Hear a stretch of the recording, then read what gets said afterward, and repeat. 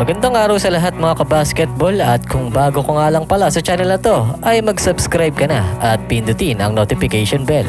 Ngayong Sabado ay mag-uumpisa na ang laban nitong Strong Group Athletic dito sa isa sa kupunan nitong national team ng UAE. Dito nga sa William Jones Cup 2024, 8 kupunan ang maglalaban-laban dito. Bali, 2 team ang meron itong Chinese Taipei. So ang team B nga nila, itong Chinese Taipei White, at ang team A naman nila, itong Chinese Taipei Blue. So ang laban nga nitong Strong Group dito sa Chinese Taipei ay sa July 20 at 21. Una nga muna makakalaban itong Strong Group sa first round, itong UAE. Sa lineup nga nitong Strong Group Athletic ay nangunguna nga rito si Renz Abando, isang high flyer na shooting guard. Sa kanyang average height ay 6'2". Alam na ng karamihan kung anong kayang gawin ng isang Renz Abando. Sobrang athletic at napaka-epektibong blocker para sa opensa ng kalaban. Sayang nga lang at hindi nasama ito sa lineup ng Gilas. Kaya dito sa Strong Group ay siguradong magpapakitang gilas ito. At ang sumunod itong si RJ Barrientos, isa sa point guard itong Strong Group Athletic. Sa kanyang height ay 5'11".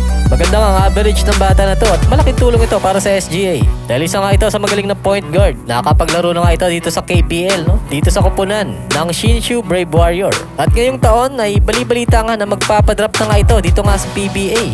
At ay ikatlo ay si Tawan Haji, isa nga ito sa import nitong SGA. Sa kanyang height ay 6'9" at power forward nga yung kaya nilalaro.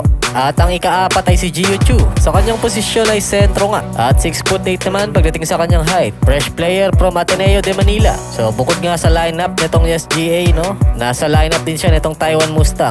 At ay kalama itong si DJ Penner. Sa kanyang height ay 6'6" at shooting guard nga ang nilalaro nito. Sa kanyang previous game ay nag-average nga ito ng 11.55 per game with 3.73 rebound at 1.33 assists. Undrafted nga ito ng NBA noong year 2020. Ang maganda nga rito ay sinasabi niya na isang araw siya sa Pilipino dahil ang nanay nga raw niya ay isang Pilipina. So proud nga siya na kahit kalahating Pilipino. Malaking bagay nga ito dito sa SGA dahil maganda nga ang shooting accuracy nito. At matangkad para sa isang shooting guard dahil 6'6" nga ang average height nito. At Jordan Heading, kilala naman natin to. Isa nga siya sa legit shooter nitong SGA.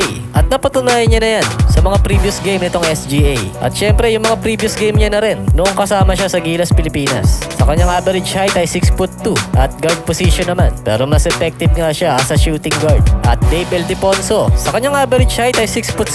Small forward nga ang nilalaro nito. Maganda naman ang pinapakita nito sa kanyang previous game dito nga sa South Korea. Ito nga ay magpapadrop na nga rin dito sa PBA. At syempre nandito rin ito si Ange Kwame, ang ating naturalized player na 6'11". Isa nga siya sa magiging main center nitong SGA. Maganda naman yung kanya naging previous game dito nga sa Europe. At Kiefer Rabena, sa kanyang height ay 6'0". Isa nga siya sa magiging main guard nitong SGA. Magaling ang pumasa ito, kaya isa siya sa kinuha nitong SGA. At maganda rin naman yung kanyang shooting percentage. Matagal-tagal na rin nakapaglaro ito dito nga sa Japan B-League, dito nga sa Shiga Lakes. Kaya naman yung experience niya ron ay madadala nga niya dito sa SGA.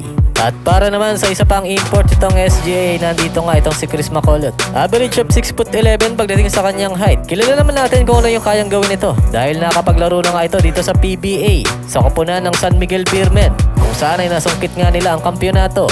Nakapaglaro na nga ito dati sa NBA early 2015, matagal-tagal na rin. Siya nga yung naging first round pick nitong Brooklyn Nets sa 29 pick. Yung huling naging laro nga niya sa NBA noong 2018 sa kupunan ng Washington Wizards. At isa pa sa PhilAm nitong SGA, ito nga si Chongson. Sa kanyang height ay 6'5". Isa nga siyang athletic wingman. Nakapaglaro na nga ito dati sa Alab, Pilipinas at sa kupunan ng Leopard sa Taiwan. Isa nga siya sa magiging wing dagger nitong SGA. At magpapadrop na nga ito dito nga sa PBA. At kasama nga siya dyan sa draft prospect. At sa unang laban nga nila dito sa UAE ay tatambakan kaya nila ito o pahihirapan sila? Mag-comment lang ng iyong opinion at babasahin natin yan at pag-uusapan.